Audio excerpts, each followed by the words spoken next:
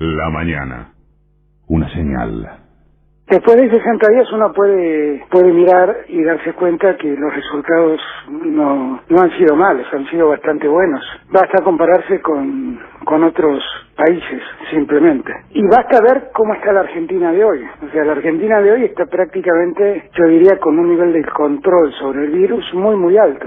Y con algunos muy, muy pocos focos que nos obligan a ser cuidadosos. Estoy hablando de Ciudad de Buenos Aires, Gran Buenos Aires, Chaco, un poco Córdoba. El resto del país está evolucionando bien. Y me parece que el problema central que tenemos es que todos nosotros tenemos una mirada muy porteña. Y claramente en la Ciudad de Buenos Aires y en el AMBA, en el área metropolitana, el Gran Buenos Aires, está claro que tenemos un problema. Está claro que tenemos un problema. Y que tenemos que ir cuidadosamente viendo cómo eso evoluciona. Buen día, amigos. Buen día, mi admirado Gustavo Campana. ¿Cómo va, Víctor Hugo? Buen día, ¿cómo estás? Contémosle a la gente que en este día precioso de otoño vas a acompañarnos un rato por lo menos ante la ausencia obligada por atención a hijos de Cintia García. ¿Cómo va la vida, querido Gustavo? Bien, bien. Intentando que esto siga desde el punto de vista laboral y en Radio Nacional en función de las 49, que pase lo antes posible, que se vayan flexibilizando algunas cosas en las provincias donde, como decía recién el presidente de la Nación, la cosa está un poco más tranquila, y poniendo todo el foco en Buenos Aires, ¿no? Donde tenemos concentrado la mayor cantidad de laburantes y bueno, hay que con mucha responsabilidad seguir adelante. Enseguida vamos a estar con el que dio comienzo al programa, la voz de Alberto Fernández, por el tema de la cuarentena en el marco de los tiempos dolorosos del coronavirus. Pero hay oficio de Belgrano, del nacimiento de Belgrano, tiene que ver con los inmigrantes, y pensaba, ¿qué significa para vos Belgrano, de muchachito, de niño? ¿Qué era Belgrano para vos? Bueno, Belgrano fue cada vez más grande a medida que uno fue creciendo, porque el formato del Belgrano escolar está absolutamente reducido a la bandera, y por ahí en historia de tercer año en la secundaria te metías un poquitito más en Éxodo Jujeño, en las batallas de Salta y Tucumán, que deben haber sido las dos batallas más importantes que se libraron en nuestro territorio por la guerra de la independencia, pero la verdad es que terminás de completar el Belgrano político, el Belgrano economista, el de la voz quizá más importante dentro del Congreso de Tucumán, pidiendo monarquía inca, el tipo que genera... El Belgrano de la Justicia, menciona hoy Alejandro Slócar en una nota en página 12, porque tuvo que participar de un juicio contra su padre Doménico, que venía de la Liguria, y en ese juicio, en ese retorno de él de España, también mostraba cuál era su criterio frente a la justicia. Es una linda nota del conocido jurista Alejandro Slócar que invito a que se lea. Era tantas cosas, posiblemente más que aquello que se entregaba un poco en cuentagotas de la personalidad de Belgrano. No te quepa ninguna duda, quedaba como una especie de historieta de sí mismo, de una enorme historia que daba una reducción a los colores de la bandera, a la necesidad de contar con estandarte propio, pero la verdad es que en la educación argentina era muy difícil encontrarse con el Belgrano que ante las invasiones inglesas decide irse a Montevideo y volver para la Reconquista, porque él era empleado del consulado y se niega a jurar fidelidad a su majestad británica. De ahí en adelante, por supuesto, emparentarlo con su primo Castelli, con Moreno, con Monteagudo, y ser parte del sector políticamente revolucionario del 25 de mayo. Y después asumir todos los riesgos y un rol que, por supuesto, era muy ajeno al economista y al abogado, que era calzarse la pilcha del militar y salir a pelear por una revolución que todavía le quedaban 14 años en todo el continente para poder gritar, bueno, esta es zona liberada del Imperio Español. La verdad que la figura de Belgrano en ese sentido es multifacética, y creo que nosotros tuvimos una especie de alejamiento programado de Belgrano que lo dejó en un lugar muy protocolar y simbólico. un porteño de ley además. No nos olvidemos que Belgrano vivía en la avenida Belgrano, nació y murió en esa casa que demolieron a comienzo del siglo pasado y que allí transcurrió buena parte de su vida, una preciosa casona demolida, pero bien porteño, un porteño de ley, el señor Manuel Belgrano, cuyos ancestros venían desde Italia y que nació en el seno de un hogar de 16 hermanos, una cosa increíble propia de aquellos tiempos. Bueno, está muy bien que con Gustavo Campana hayamos empezado por esa semblanza. Hay tantos temas. Hay uno que me duele mucho, el tema de los bomberos. ¿Vos podés creer que ayer el Día de los Bomberos pasara lo que pasó en la avenida Corrientes? Sí, mirá, cuando arrancó la jornada, lo primero que se me ocurrió era que, como siempre, el Día del Bombero Voluntario tiene que ser un día de recordación para los mártires de Iron Mountain, y de ahí tirar de la punta del ovillo y ver cómo el sistema pone en peligro a tu propia gente, como siempre, en virtud de guardar sus propios secretos. Me acordé también de, yo creo que fue el 1 de mayo de Mauricio Macri, llevando medialunas a los bomberos voluntarios de Vicente López, muy cerquita de la Quinta de Olivos, casi como olvidando que para guardar sus secretos y los de sus amigos, aquel paredón de la calle Azara en Barracas había terminado con la vida de 10 de esos bomberos voluntarios que él, quizás de la manera más hipócrita y cínica, iba a saludar el 1 de mayo. Pero bueno, ahí está también en el bombero voluntario gran parte del estado ausente de finales del siglo XIX, principios del siglo XX, cuando los inmigrantes tenían que dotarse de todo, de salud, de asociaciones de socorros mutuos, de bibliotecas, ante un Estado que los traía, los explotaba como mano de obra barata y los tiraba en un rincón. Me quedé muy mortificado con lo de ser como todo el mundo. Sí, siempre claro. Nos duele, siempre hablamos del valor del bombero, hay que estar ahí adentro. Efectivamente, estas cosas ellos saben que pueden ocurrir y son los únicos verdaderamente capaces de entrar. Y otro tema también muy doloroso sigue siendo lo de los Estados Unidos. Doloroso porque hablamos de lo que es el racismo allá y al mismo tiempo están ocurriendo cosas increíbles con los Cuom en un pueblito de Fontana, pueblito nada porque es pegado prácticamente a Resistencia y tiene como 30.000 habitantes y ahí policías despreciando la vida, la dignidad de los Cuom entraron y le dieron con todo. Pero tiene muchísimo más, más impresionante a nivel mundial lo que pasó en los Estados Unidos. Y otra vez anoche, Gustavo, seguramente amaneciste con esa información, transcurrieron horas de muchísima protesta desde la costa este a la costa oeste en los Estados Unidos, tremendo. Y el gobernador de Minnesota, hay que decir, desplazó al fiscal, un tal Freeman, Michael Freeman, que es un tipo increíble, tardó 4 días en imputar por el asesinato a Chauvin, el policía de las rodillas sobre el cuello de George Floyd. Cosas que verdaderamente escandalizan y que tienen que ver con, por ejemplo, lo que Spike Lee publicó como una película armadita, cortita, con la muerte de Eric Garner, que era un hombre que también fue asesinado en Nueva York, en Staten Island, por estrangulamiento, aunque de pie, y nunca fue culpado el policía que lo estranguló. Estas cosas que ya los negros lo tienen instalado como una injusticia permanente que tienen que vivir, y de ahí esa respuesta tremenda de ciudades enteras que desafían el toque de queda.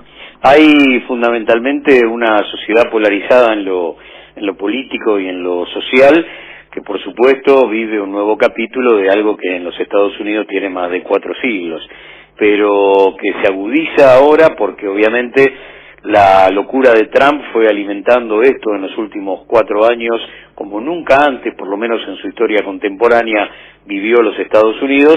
Y si le sumas eso a casi 108.000 muertos por la pandemia, 2 millones de infectados, y que por supuesto esto lo está padeciendo aquel que no goza, nunca esto sucedió en los Estados Unidos, de salud pública, y cómo esto amenaza mucho más a las barriadas más pobres, estamos calculando en 43 millones de desocupados. Bueno, no cabe ninguna duda que está presente la coyuntura, pero esencialmente hay 4 siglos que estallan con estados que yo te diría se ponen en guardia, desafían el toque de queda, desafían a Trump, que mostró en las últimas 48 horas la peor cara patronal, porque acá es el momento donde el tipo deja de ser el presidente de los Estados Unidos y se pone, al estilo Mauricio Macri, en patrón de estancia. Nadie discute conmigo, yo doy órdenes, y si ustedes no quieren reprimir, bien, será el ejército el que lo haga. Bueno, está en ese paso, en instruir al ejército, que habrá que ver qué determinación toma, teniendo en cuenta cómo muchas de las policías estatales lo que hicieron fue ponerse de rodillas en esa pose que está dando la vuelta al mundo en homenaje a Floyd, y no reprimir. Así que son días muy particulares para este tipo que yo recuerdo tantas veces. Vos planteaste, bueno, este tipo no termina, y bueno, finalmente por ahí se dé su fin a través del momento o de la situación menos pensada. A propósito de lo que dijiste de Macri, estaba revisando papeles antes de hacer el programa, de las cosas que no quiero olvidarme, y una de las que apareció es algo, gracias al amigo Carlos Almenara de Debate Mendoza, que se ocupa mucho de las atrocidades cometidas por el macrismo en los tiempos en los que estuvo al frente del poder político. Y un hecho notable es que hace 4 años lo sacaban a Echegaray de la Auditoría General de la Nación. Y esto sí que era bien un lawfare armado entre Prat Gay, Clarín y Bonadío. Prat Gay como denunciante de algo que no tenía ni pies ni cabeza, Clarín como el enorme difusor, en realidad imponiendo todo esto día por día contra Echegaray, que no podía de ninguna manera integrar nada menos que la Auditoría General de la Nación, cayó en manos de Bonadío, y como lo que precisaban era un procesamiento, por supuesto Bonadío no le iba a negar nada a ese poder aterrador del gobierno de Macri y de las corporaciones mediáticas, y quedó fuera, nada menos que de la Auditoría General de la Nación. Y en aquel momento recuerdo que nosotros hablábamos de este tema fuertemente, eran nuestros primeros meses juntos en las 750, y pasan los años, hasta me había olvidado yo de ese episodio, que tanto tiene que ver con todo esto que ahora está apareciendo de la infamia, que además desde todo punto de vista, también el judicial, el mediático, lo que se llama el lawfare, fake news y toda esa porquería, esa inmundicia que nos han tirado encima, tiene que ver con lo que fue el macrismo. Y en este momento donde las dos causas de espionaje están revolviendo toda la basura, también por ahí aparece una suerte de documentación mediática de algo de lo que estuvimos hablando tanto tiempo, porque es una muy vieja costumbre, primero de la familia Macri, después de Macri como jefe de gobierno porteño, y ahora documentar que también en la persecución a propios y a extraños se buscaba una matriz absolutamente extorsiva, porque estamos observando que perseguían a personajes de las dos veredas en función también de sus vidas privadas, como para tenerte enganchado si te necesito para un voto clave en el Congreso, para que no se me retobe un ministro, para que no se me retobe un secretario de Estado, y yo lo apuro con básicamente 3 o 4 datos de su vida personal que son muy fuertes. Lo están persiguiendo, lo perseguían a Santilli, y el tipo que se encargaba de esa persecución lo que planteaba era: hay que seguirlo porque gasta más guita que un narcotraficante. Entonces se empiezan a meter con tu vida, con amantes de personajes del poder, y ante una situación determinada te tiran el carpetazo arriba de la mesa. Es una vieja costumbre de Mauricio Macri, que ahora sabemos también estaba persiguiendo a su hermana menor. Cuando era jefe de gobierno porteño perseguía a su hermana y a su cuñado, y ahora como presidente de la nación se encargó de hacer la inteligencia a su hermana. Qué personaje, y cuánto todavía hay por revolver de esos sótanos de la democracia, como suele decir Alberto Fernández. Yo cuando escucho decir que uno se enamoró de la cuarentena me pregunto, ¿pero alguien seriamente piensa que el sueño que yo tuve es una Argentina paralizada por una cuarentena? La verdad, ¿alguien piensa que ese es el sueño de un presidente? El sueño de un presidente es un país que que trabaja, que produce, que crece, no un país que se cuida de un virus que no sabe dónde está. Ahora, la cuarentena es el resultado de que es el único remedio que la ciencia hoy nos dice que funciona, simplemente. Y a mí me parece que hay algunas lecturas un poco responsables, porque sienten que con 40 días alcanza o con 60 días alcanza y ya es mucho y ya está bien. Bueno, vayan y pregunten en Necochea si estaba bien con 60 días. Porque el riesgo está latente. Esto es lo que hay que entender.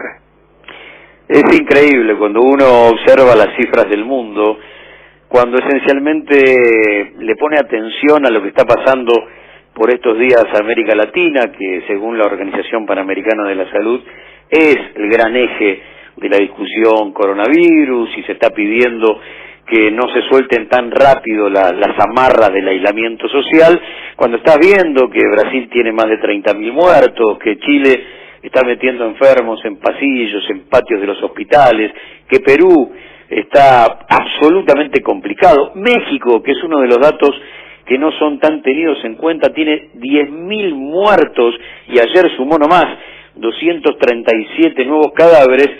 Y la verdad es que escuchar a la oposición en la República Argentina enviando a través de las redes sociales a un montón de irracionales con barbijo, que esta es la parte más interesante, marchas de anti cuarentena con barbijo, es un poco la clara muestra de que el miedo anda dando vuelta en algún lugar de cada uno de ellos, sabiendo perfectamente que abrís el diario y te encontrás, como decía Alberto, con algo tan simple, porque el caso Necochea vuelve a mostrar qué fragilidad tenemos frente al coronavirus, como una persona puede ser la transmisora a más de 600 kilómetros de distancia y involucrar en esa historia a casi 50 personas. Bueno, de eso se trata, Víctor Hugo, la fragilidad que tenemos frente a este enemigo invisible. Las he visto, no las entiendo. Hay una parte que sí entiendo, que es la parte de que demanda poder trabajar, y yo eso lo entiendo mucho. Después están los otros, ¿no? ¿Qué sé yo leía carteles, que un cartel que decía, Alberto, yo te voté a vos, no a Soros. No sé qué tiene que ver Soros en todo esto, ¿no? O el virus no existe, yo no sé, piensan seriamente que yo estoy feliz con lo que nos está pasando. Yo la verdad a esta altura tenía previsto que la economía se recupere.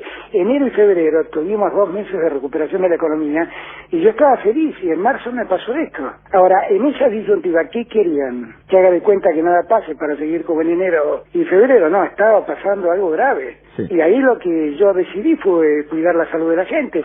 Y en esto, también lo digo por cosas que he leído, no estoy diciendo que los que critican o quieren o separan o tienen una mirada distinta a la mía, quieren la muerte. Porque nadie quiere la muerte, eso está claro. Lo que digo es que se están equivocando en el análisis.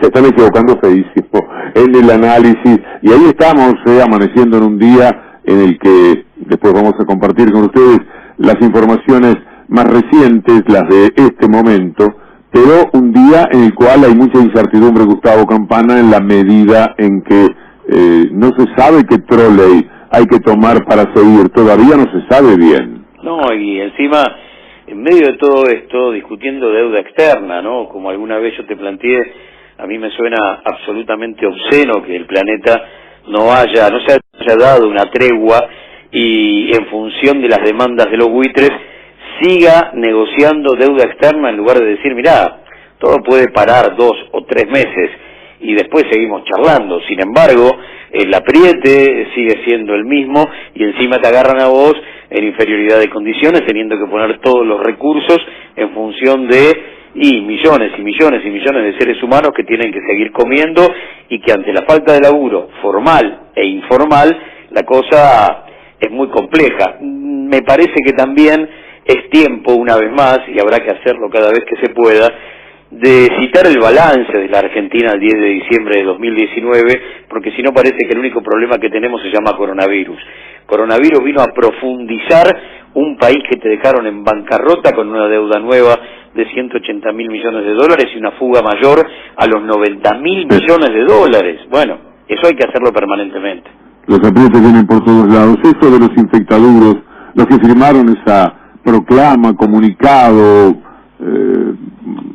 eso que no se puede entender, esa papeleta bochornosa, sí, son los que te salen del cruce por la deuda, como mencionabas, te aprietan por todos lados, persiguen y hostigan Pero ya ir contra el tema de lo que está haciéndose frente al coronavirus con infectadura, mezclando la palabra dictadura, son unos infectaduros, es decir, conciencias ya absolutamente livianas porque la oposición se tolera, tan pocos meses para un gobierno democrático, tanto les dolió evidentemente sí la derrota del año pasado, es una barbaridad lo que ha sucedido y a eso lo respondía de alguna manera Alberto Fernández con relación a lo que fue la manifestación de los como infectaduros, como me permito decirle, a los que firmaron esa proclama, no sé cómo llamarle, de la infectadura. Sí, los personajes de la firma de la proclama son tipos que se denigran a sí mismos todos los días un poquitito más, pero lo vienen haciendo como mínimo en los últimos 4 años. Hay apellidos que si uno se planta en qué escribían, qué decían hace 20 o 25 años, el caso de Kovadrov, o el mismo Sebrelli, con el que uno discutió toda la vida, a la distancia por supuesto, pero que a esta altura del partido uno se pregunta, ¿qué hace en un canal de televisión una persona de 90 años? ¿Quién le dio el permiso para sentarse en un set de televisión a una persona de 90 años? ¿O es parte, o es un trabajador esencial? Bueno, parecería que para algunos canales es esencial tenerlo a Sebrelli, que por supuesto, cuando estás en los 90 y te persigue el coronavirus de manera implacable, como lo hace todo el tiempo ante cualquiera de nosotros, lo pones en un riesgo terrible. Bueno, todo esto, todo junto, es parte de lo peor de la República Argentina, que sale a confrontar, yo te diría, contra el 80, el 90% de la población, que no tiene tanta prensa, y sin embargo cumple, sufre y vive todo esto de la mejor manera posible. Debo de saber con qué elementos dijeron que en abril, segunda semana, 1 de mayo, 2 de mayo, 1 de junio, 2 de junio, venía el pico. Porque evidentemente las razones de la cuarentena eran para achatar, llegar al pico y comenzar a abrir la cuarentena y preparar el sistema de salud. El sistema de salud dicen que está preparado, perfecto, dejémoslo de lado, éxito, sistema de salud preparado. Ahora, ¿qué es lo que van a hacer para lograr que no se esparza el virus? Esa respuesta no está. Y es implacable en su aparición diaria para decir cosas que no tienen ya ni pie ni cabeza. Uno dice, ¿qué tomó? ¿Qué pasa? ¿Cómo que mal le ha pegado la cuarentena, no? Pero además, Víctor Hugo, ella también habla sin beneficio de inventario, sin balance, nos debe, como funcionaria de la Alianza, no solamente el tema del descuento a los jubilados. Yo lo primero que quiero preguntarle es por 40 seres humanos que entre el 19 y el 20 de diciembre perdieron la vida y jamás la escuché pedir perdón. La quiero escuchar hablar de Santiago Maldonado, de Rafael Nahuel, del caso Chocobar, de las tareas de inteligencia que le encargaba a D'Alessio para apretar opositores, y ser parte de un gobierno que destruyó la economía y mandó a la pobreza y a la marginalidad a millones de seres humanos. Cuando se presenta hoy ante una cámara de televisión, habla sin balance, sin memoria, sin verdad y sin justicia de ella misma y de su partido. Y ahí es donde aparece la comparsa periodística, que la utiliza como bandera en lugar de utilizarla para ser fiscal, sentarla y hacerle las preguntas que hay que hacerle. Hoy se cumplen 5 años desde aquella primera movilización en la que colectivamente dijimos ni una menos. Una fecha que era difícil saberlo, pero que sin lugar a dudas cristalizó esa lucha histórica del movimiento de mujeres, de la diversidad, contra las violencias por motivos de género. Una fecha en la que dijimos basta a los femicidios, basta a los transvesticidios, a los transfemicidios y a las violencias. Sabemos por todo nuestro recorrido que no existen fórmulas mágicas frente a la violencia ni a las desigualdades, y la creación del Ministerio de las Mujeres, Géneros y Diversidad, que jerarquizó las políticas para trabajar esta agenda, sabemos que solo implica un primer paso, porque el Ni Una Menos que, como dije, trajo consigo la lucha de décadas de cientos de miles de mujeres y de personas de la población LGTB, que exige reducir las brechas de desigualdad de género, tanto en las casas, en los trabajos, en la economía, en la educación, en la política, en nuestros cuerpos. Esa es parte de la agenda que tiene el Ministerio. Nosotras tenemos la convicción de que las políticas públicas se construyen desde el territorio, con redes, con un entramado que nos permita articular entre el municipio, las provincias, la nación, la sociedad civil, porque no hay forma de trabajar contra la violencia estructural, contra la violencia machista, si no es hacerlo de manera colectiva.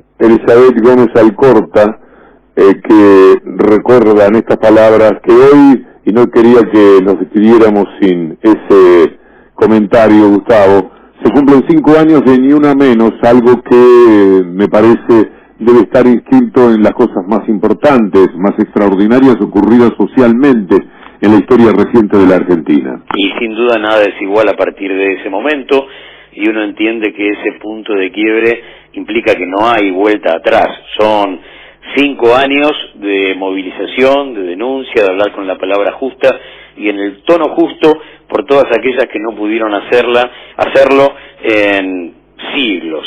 Por lo tanto, la verdad es que la Argentina institucional del presente, con la creación del Ministerio de la Mujer, toma de alguna forma la continuidad de matrimonio igualitario, de identidad de género, de lo que se llaman los derechos de cuarta generación, para ponerlos arriba de la mesa, discutirlos de manera frontal, pero ejerciendo desde el Estado la responsabilidad de hacerse cargo del inicio de la discusión. La discusión en la calle a través de una militancia que tiene que ver con todas las corrientes. Es una horizontalidad y transversalidad espectacular la que tiene el movimiento feminista, como quizás ninguna otra en la República Argentina en toda su historia, pero para eso un campo nacional y popular con el oído abierto, con la conciencia despierta para ejecutar en política lo que se pide en la calle.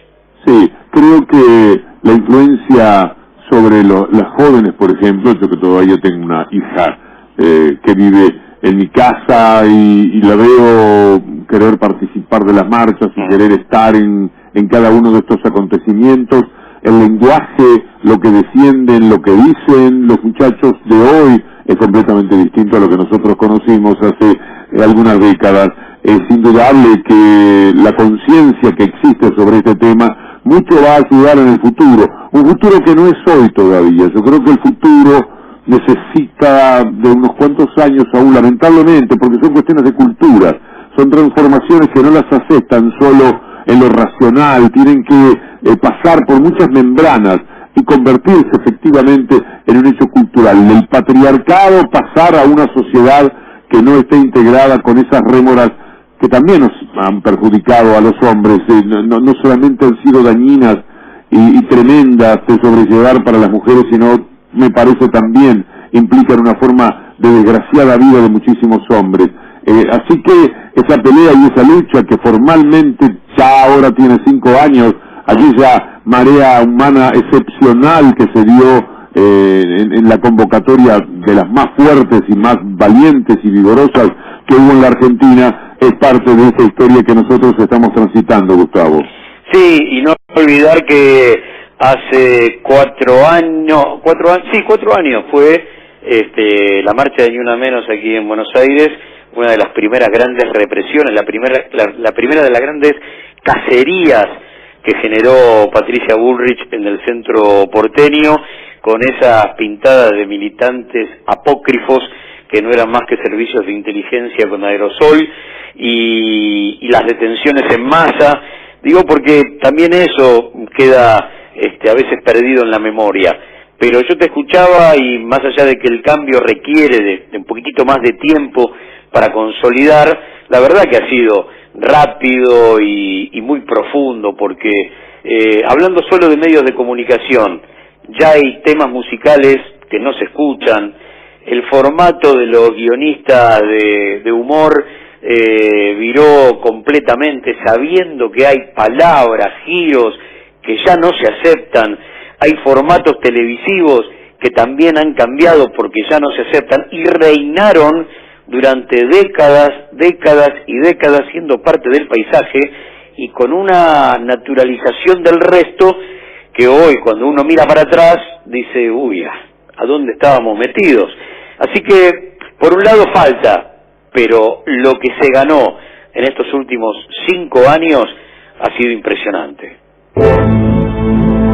Está ausente Cintia La García porque tenía una cuestión familiar que tiene que atender ella directamente y no contamos, por lo menos hasta ahora no hemos podido contar con ella, a lo mejor se hace un lugarcito para poder conversar con nosotros también. Esto motivó la invitación que seguramente muchos han disfrutado, el reencuentro con ese socio extraordinario que mutuamente hemos sido durante todos estos años con Gustavo Campana. Gustavo, no te quiero retener mucho más, te voy a dejar con los datos que a lo mejor todavía no tenés de lo que es el reporte matutino de el coronavirus, sí. Y quiero que me dejes una reflexión final al cabo. El total de casos confirmados es de 18.319, ya es un número pesado frente a la etapa no muy lejana en la que hablábamos de 4.000, de 5.000, de 6.000, han fallecido 570 personas, desde el último reporte se registró una nueva muerte, el último reporte de anoche, una mujer de 58 años, residente acá en Buenos Aires. Al momento la cantidad de personas fallecidas son, como decía, 570, hay altas, 5.896, que viene a ser algo así como la tercera parte, un poquito menos de la tercera parte de las personas que fueron infectadas. Ayer se realizaron 5.148 muestras, el número de casos descartados hasta ayer es de 125.000, son datos que hacen a lo que hoy es el comienzo del día hablando del coronavirus. Esto siempre lo hace, por otra parte, Cintia, yo me descanso en ella. Le preguntamos a Jorge Aliaga cómo ve los números de ayer. Dice que para él los números bajos de los últimos días no eran tan representativos.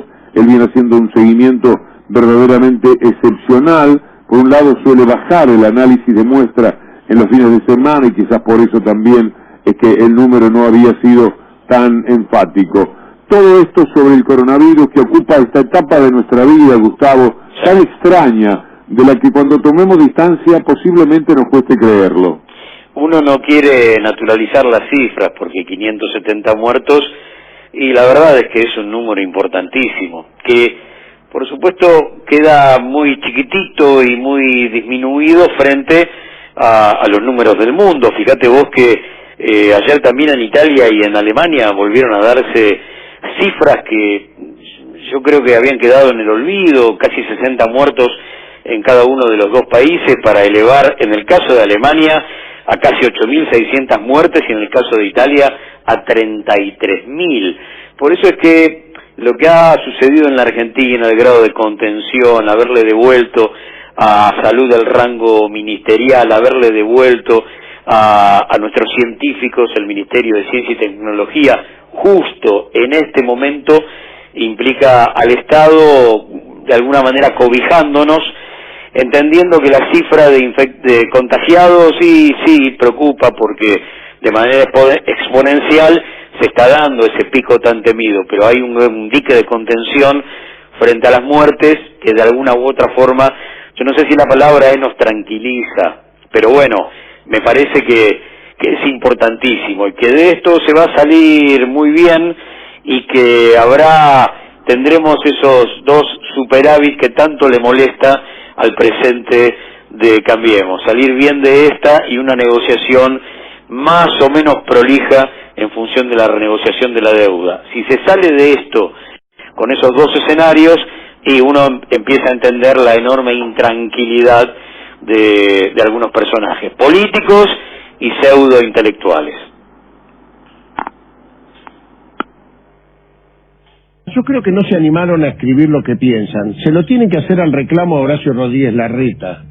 ¿Por qué es el del espacio propio? O al gobernador Morales de Jujuy, o al gobernador Valdés de Corrientes. o a Suárez de Mendoza, porque ese es el espacio de ellos. En realidad lo nombran a Alberto Fernández, al gobierno nacional, pero las decisiones se toman en conjunto con los gobernadores y los intendentes del espacio político de los que firman ese documento. Entonces me parece que el debate lo deben dar adentro con sus propios dirigentes que les toca gobernar en estos momentos. Eduardo Valdés, nuestro viejo compañero de las mañanas de los domingos son las 7:50, ahora diputado, diciendo sobre lo que fue el comunicado de los infectaduros, que no se animan a escribir lo que verdaderamente hay que escribir, es decir, que en este momento hay algo que está sucediendo, es que la ciudad de Buenos Aires también tiene sus limitaciones, y no se animan a mencionar a Larreta porque es del palo evidentemente de los que escriben esto, pero son tan impudorosos que son capaces de hacer una cosa así, un comunicado en el que apuntan al gobierno nacional como si el gobierno de la ciudad de Buenos Aires, que en ese momento es propio, que sigue siendo propio, no estuviese haciendo lo mismo que ha tenido que ser el gobierno nacional, con un acuerdo total además con el gobierno nacional, por más que justamente por darle, Gustavo Campana, crédito a esa presión mediática y de esos infectaduros impresentables, han abierto un poco las canillas de la flexibilización ante la pregunta que uno se hace: ¿estará bien que lo hagan cuando mirás números como los 900 contagiados de ayer? Pero si lo hacen, también uno tiene que presentar, por lo menos hasta que los resultados no sean negativos, tiene que presentar el acta de fe que corresponde. Y ahí también Larreta sentado en cada una de las conferencias, sin beneficio de inventario, ¿no? Porque no hace 5 minutos que Cambiemos destruyó la salud pública en la ciudad de Buenos Aires, desde el año 2007. Por lo tanto, esa política expulsiva que existió en la salud y en la educación, hoy aparece de una manera absolutamente descarnada. El otro día Piñera pidió perdón y lo hizo en función de políticas equivocadas, cerradas, desde que llegó coronavirus. Y en realidad tenía que estar pidiendo perdón por 47 años de neoliberalismo que destruyeron la salud pública en Chile. No era perdón por lo que pasó en los últimos 2 o 3 meses. Piñera es el último eslabón neoliberal que nace el 11 de septiembre de 1973. Son 47 años de destrucción de la salud pública y de la mercantilización de todos los derechos esenciales en el Chile neoliberal. Que gobierne quien gobierne, desde Pinochet a Piñera, pasando por Lagos, Aylwin o Bachelet, es exactamente lo mismo. El sistema siguió reinando y cada vez con más fuerza. Ese Chile que nos querían mostrar como ejemplo, bueno, hoy se mira al espejo, muestra la peor cara y multiplica cadáveres. En la Buenos Aires de Larreta, después de ser gobierno desde el año 2007, tuvieron que hacer todo lo que va contra natura de lo que ellos piensan. Es algo así como un tipo que tuvo que girar 180 grados sobre sí mismo y hacer lo que no se hizo desde el año 2007. El contenido de esa nota es una infamia, es absolutamente y comprobadamente falsa, está destinada a ser daño institucional, tiene doble vara, es selectiva, o sea, es una inmoralidad como pocas veces se ha visto. Y que se junten 300 personas públicamente a hacerse los orgullosos con ese panfleto de reta inmoral. El doctor Maximiliano Rusconi, uno de los hombres más valiosos que hemos tenido en los últimos años, fundamentalmente en los temas en los cuales es un capo como la justicia, pero también participando de esto, que es algo que provoca mucha congoja, pero también mucha indignación. Este documento, este panfleto berreta e inmoral, dice Rusconi, y me parece que casi es el cierre de nuestro contacto, Gustavo, muy disfrutable, por cierto, desde el punto de vista radial, aunque siempre hay que transitar por algunos temas peliagudos, ¿no? Como este que planteaba Maximiliano Rusconi. Sí, y me quedo con la actitud de Rusconi, que tantas veces en los últimos 4 años estuvimos subrayando. Rusconi fue un hombre que en determinados momentos se encontró cara a cara con la verdad, la tuvo a 5 centímetros de su nariz, y a partir de ese momento hay también en él un cambio para siempre, porque él también está gritando en el tono justo, con las palabras justas, sobre temas que por ahí hace 10 años ni lo rozaban, pero es interesante escucharlo tan caliente frente a la inmoralidad de 300 firmas, porque me parece que la verdad un buen día le tocó el timbre de su casa, salió, la vio, y como sucede tantas veces, no importa en qué momento de tu vida te encuentres, no hay vuelta atrás y todo cambia para siempre, Víctor Hugo. Gustavo Campana, mi admirado Gustavo Campana, muchísimas gracias a nombre de Cintia, el mío por supuesto, y también de la audiencia que seguramente reencontró una forma radial que tanto cuidamos durante los años compartidos. Un gran abrazo, buena tarea para hoy. Bueno, el abrazo para todos y que esto pase pronto para poder andar por ahí bastante seguido. Un gran abrazo, Víctor Hugo. La mañana. Víctor Hugo y Campana.